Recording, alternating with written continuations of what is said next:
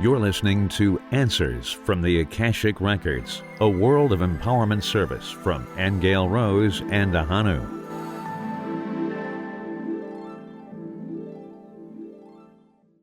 You are very welcome. I am Ahonu, and with me is my lovely Aingeal Rose. And this session we're going to embark upon today by entering into the Akashic Records and answering questions that have been accumulating for some time with people who are concerned about this world of pain and suffering. And as you know, it's not our practice to dwell on the negative of anything, but nonetheless, people do need these questions answered. So we're going to cover today a question that has been asked: is being born of a woman an affirmation that we come into this world believing that this is a world of pain and suffering? And does being born of a woman confirm for us that the physical world is real? Why do we need a physical world in the first place if it causes suffering? And then we will look into the question of fear. Is fear a consequence of having a physical body? And finally, we will look into the Course in Miracles statement that says that the fear of death is really its attraction. And we want to find out more about that and have it explained to us. So, Aingeal Rose.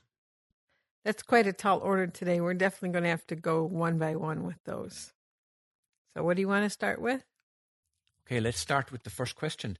Is being born of a woman an affirmation that we come into this world believing that this is a world of pain and suffering? Well, the first thing I'm hearing is that pain and suffering themselves are beliefs. So we come into the world believing that we're guilty. And that's why we experience pain and suffering. And as far as pain and suffering in childbirth, it goes back to the story of Adam and Eve that's very much imprinted in the consciousness of the world, really, that there was somehow an Eden at one time, and Adam and Eve disobeyed God, and therefore they were subject to death after that, where before they had eternal life. So it does hint to the fact that something happened somewhere that took us from an immortal status to a finite physical existence. And it could even be said that perhaps whatever happened there resulted in having a material body. That's very probable as well.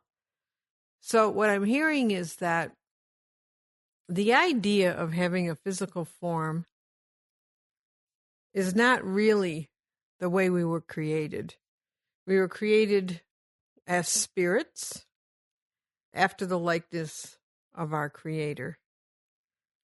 The consequence of a woman going through pain and suffering when she's delivering a child really does come from a really complex and a very old belief that we are guilty and somehow we've been banished from the garden and our lot is to go through pain and suffering and die as a consequence.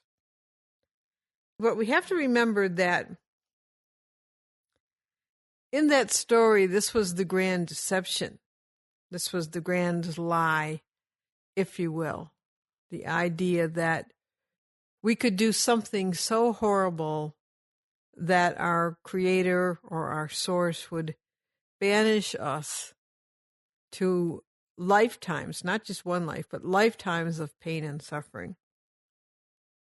Like I say, this is a complex answer to this question because there's many levels to it. There's the level of the belief in guilt in the first place, that we've offended God from the beginning and now we are cast out of Eden. Okay, so that's the first deception that we all carry with us, that we would not be forgiven. If something did indeed happen to offend God, which I'm getting is never possible, but if we believe that it is, then we've carried that with us since that time. And certainly religions reinforce the idea of having an original sin, a black mark on our souls that needs forgiveness or needs purification. So we come in, it's implanted in the collective unconscious of the world. So the idea that you have to come in through a woman to have a life on this planet isn't really true either. It's a result of having a separated consciousness. And what I mean by that is the idea that we want to have a separate form that we believe is distinct from everybody else, that we're in our own little capsule, if you will, our own little world. The belief in that is part of the illusion. That you have to have a physical form to have an identity of some type. And again, in the back of that is a really old guilt about that, because source is unity. There isn't any separation. We are all one with one another. And so let me clarify that, because it seems to be mainly addressing the answer to this question on the level of beliefs and what you think is true. So the idea that you could come into a physical form and be separated or separate from everything else is part of the illusion that we're in. And because there's a part of us that knows it isn't true, we have guilt about that. So unity doesn't mean that everybody is exactly identical and that you're all one big, huge thing with no awareness and no sense of distinction. Unity means in relationship with. In other words, it's not possible that a person could have their own set of thoughts that doesn't affect the whole. That's the illusion, that you're in your own little capsule, and what you do and what you think doesn't affect other people or doesn't affect the world. That's the illusion. So childbirth, if it's going to come through a birth canal, it doesn't have to be painful. It's painful because we come in believing in guilt and death. And that's what causes the pain and the suffering. Now, if we were really free of the idea that we were separate, we may not come in that way at all. We may do like some ascended masters do, where they just appear out of spirit and take on a body in this world at any age they choose, without having to be born through a woman or grow up that way. Masters like that are ones that totally know that there is no guilt, that they're innocent, that the illusion of separation that we believe in this world isn't true. And so for them, in that consciousness, they can pop in and pop out of worlds anytime they like. So that's the ultimate freedom, where you overcome death. And like I said, we're talking about beliefs here. That seems to be the answer to the question. Is the belief in guilt and punishment and death is what makes it happen. So we suffer from our own thought system. And we reinforce guilt and death in each other every time we have a judgmental thought, or we criticize, or we behave as if we're all alone in our world and somebody else is in their world and they don't relate. In a way, Ahonu, it springboards off of our last show when we were talking about the difference between nuclear energy, nuclear fission, and nuclear fusion, where fission was the splitting apart and fusion was coming into unity. So as long as we have a divisive consciousness and separate ourselves from each other, instead of realizing that we are in communion with everything. It's not just people, it's plants, it's trees, it's rocks, it's the sky, it's the elements, it's all of it. Everything is conscious. And we affect it and it affects us and we're in relationship with it, and there's no way you can make that not true. But we try, and that's what causes sickness and illness and stress. I know you've answered quite a lot of questions, Aingeal Rose, in that one answer that you gave right there. This question is, does being born of a woman confirm for us that the physical world is real? So in other words, I understand where this person is coming from when they're asking this question. The very fact of being born physically, is that a confirmation that the physical world, albeit an illusion to those that know, but to somebody being born, it reinforces the belief that the world is physically real? Yes. The fact that you come in and have to have a body made, right? You have to have a material body made by the union of a male and female, or sperm and an egg. It's got to be a physical conception first, and then it grows into a physical body, and then it's born through a physical birth canal out into this particular reality. The fact that we believe that it has to be done that way, that to partake of life here, we have to do it that way. Yes, that's an affirmation that the consciousness of all involved believe that that's the way birth has to happen. That's the way you arrive into this physical universe. Now, I want to just address the whole illusion thing for a minute, because that word can really confuse people. And even the word itself, when you say the physical world is an illusion, even that can make people feel guilty. Well, I'm here. Do you know what I mean? I chose to be born in a body, so I'm guilty right off the get-go. Again, we're more talking about perception when we talk about truth and illusion. Because truth is the realization that, yes, everything is really energy.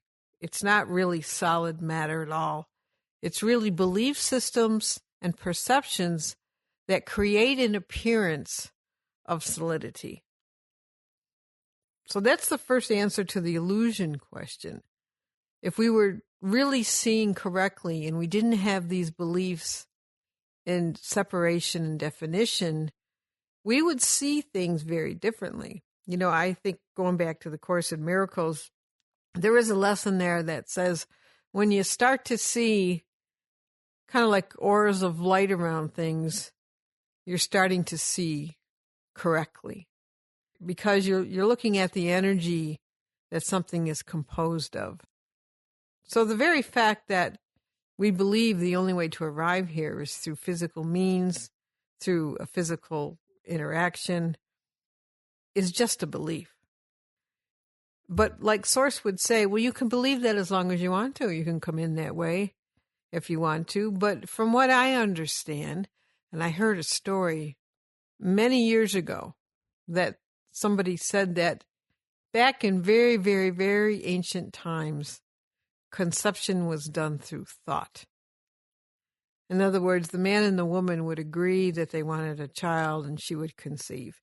Now, it was still born through a birth canal, but the conception itself did not have to happen through sexual intercourse in the way we know it. So we're talking about varying levels here. There's all kinds of levels that life can emerge in all sorts of different forms. But because you asked this particular question and it's answering it on the level of belief systems, It's all about perception. Let's take a quick little studio break here, and we'll be right back after this break. Don't go away.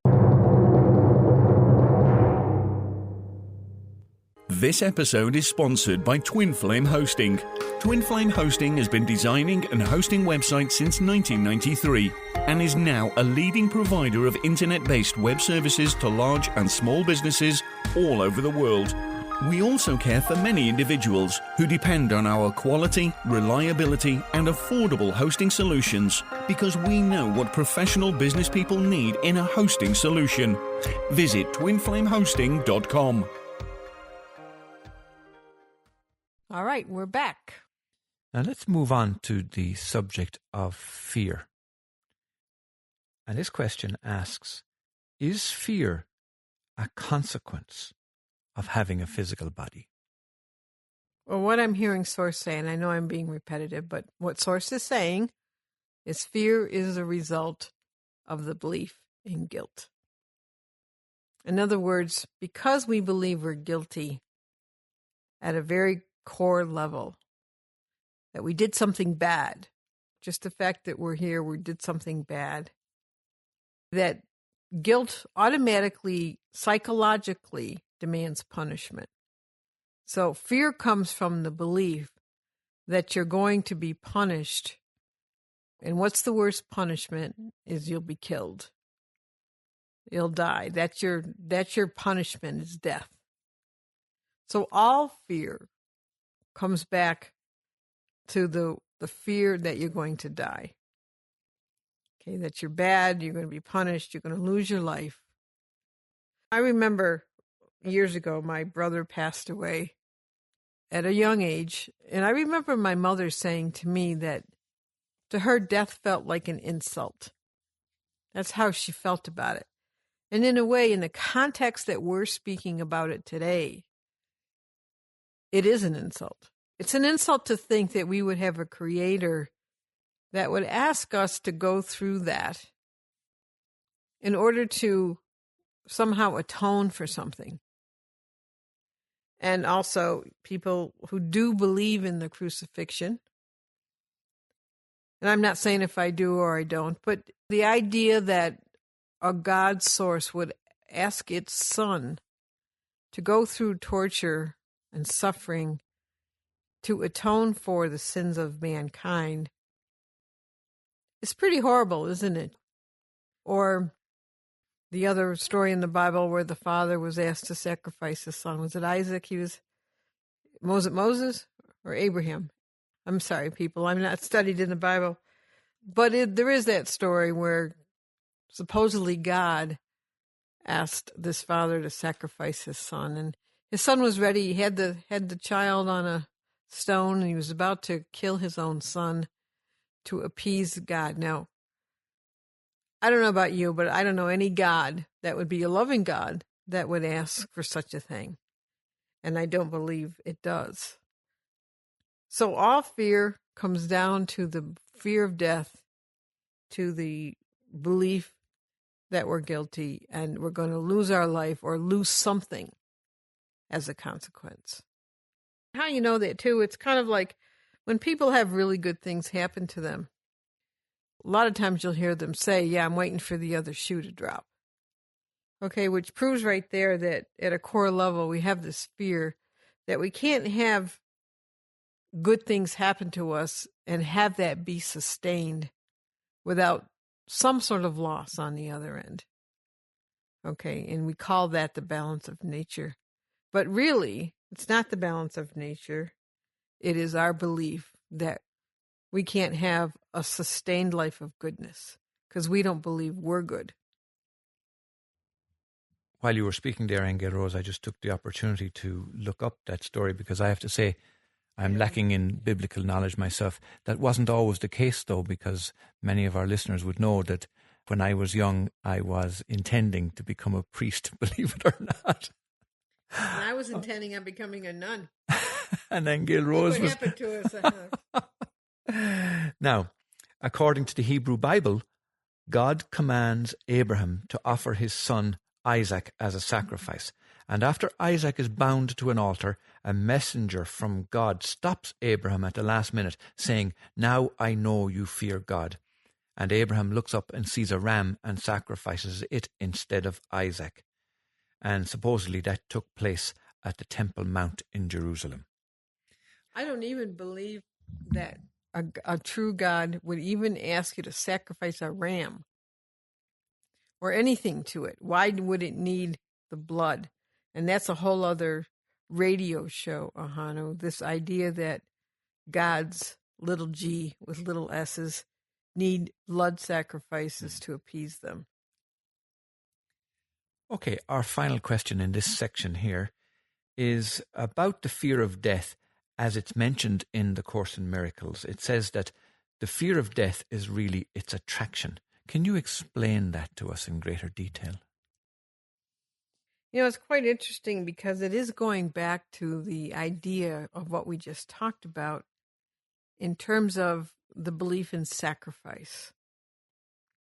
So the attraction to death would be, I have to die if I want to get to heaven or nirvana or whatever. So in a very convoluted way, there is this idea that if we go through death, that somehow that is our doorway, that is our way to be free of pain and suffering. That's the belief. I have to go through death to be free of pain and suffering, and death of my physical body is my sacrifice to get to heaven. Because this is a world where there is a lot of pain and suffering, underneath the surface, there is this desire that says, oh, get me out of here. I'm ready to leave. I'm ready to go to a better place. We actually hear that a lot from different clients that we have. Is this my last lifetime? Am I done yet? Have I suffered enough? So the attraction to death is really the desire to go back to love. I mean, ultimately what it ends up is we want to go back to a love that we remember was there, that we don't see here. And because we believe in guilt and punishment, we believe we have to go through death as atonement, let's just say, so that we can arrive in a better place. You know, in other words, we don't believe we can fix the problem here. We think we have to sacrifice ourselves. And the ego certainly teaches us that we have to, which is, again, a deception. So we're really talking about how do you heal that? We do have to go to the belief in innocence, and what does it mean to be innocent, and how do you believe in innocence in a world where everybody is assumed guilty before they're innocent? We're talking about a reversal of collective belief systems here. And again, what does it mean to truly love ourselves? And I think there is a line in the Course that says, what would happen if you could believe that all that God wanted was your good? That there's a way to live without guilt, and guilt about yourself and guilt about everybody else. Free of guilt and blame entirely for you, for others, where you believe that everybody has a right to goodness and love no matter what they've done. What would it take if the whole world could be like that? What kind of world would we be living in? And I was recently called a utopian, Ahonu, by somebody. You were, I remember, Aingeal Rose. Yes, a Marxist, a libertarian, and a utopian, Ahonu. How's that for labels? Yeah.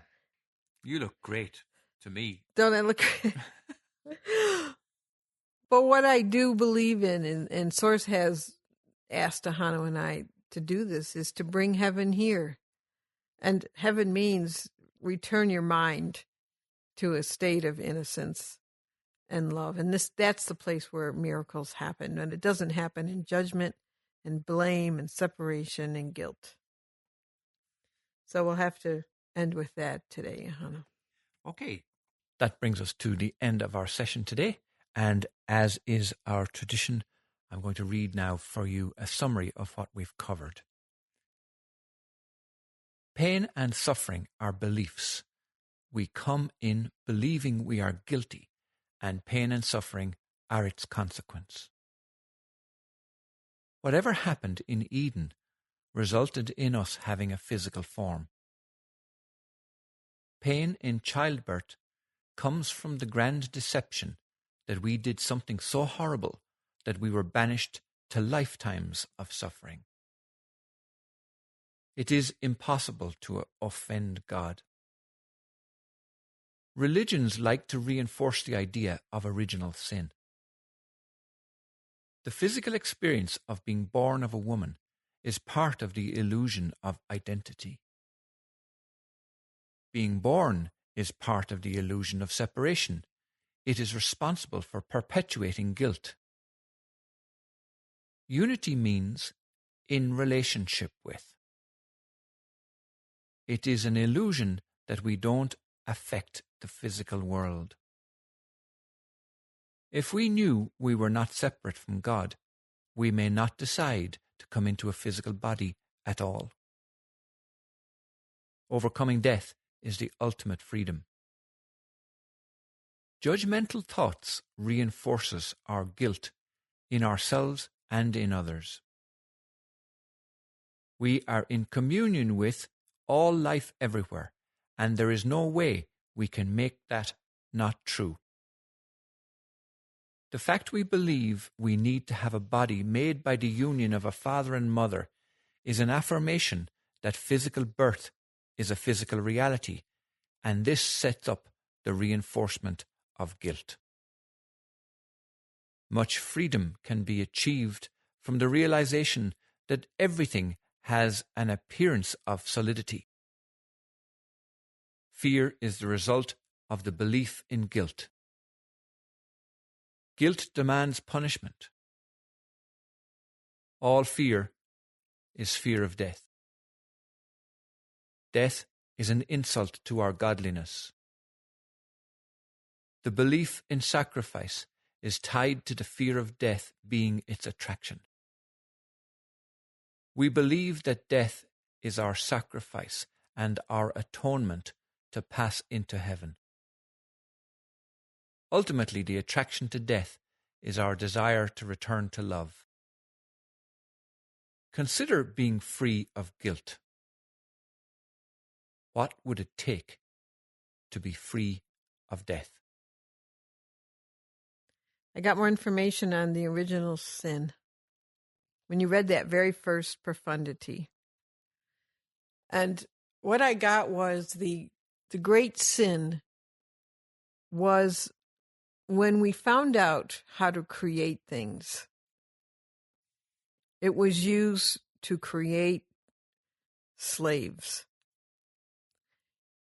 And that was the disobedience against the Creator, because Creator does not imprison and Creator does not enslave. So when species were made, they were made to be used as slaves.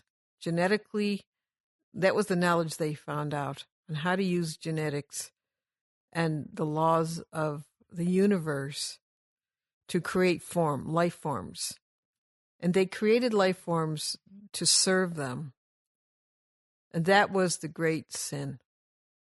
So what it is that as long as there is enslavement on this planet, as long as we are using other people and other things in a way that enslaves them, oppresses them, keeps their freedom from them, as long as we are doing that, this is where the death thing comes in. This is where the guilt and death and everything we talked about since then comes in. And that's the error to be corrected, because the stuff of creation isn't meant to use to oppress and destroy.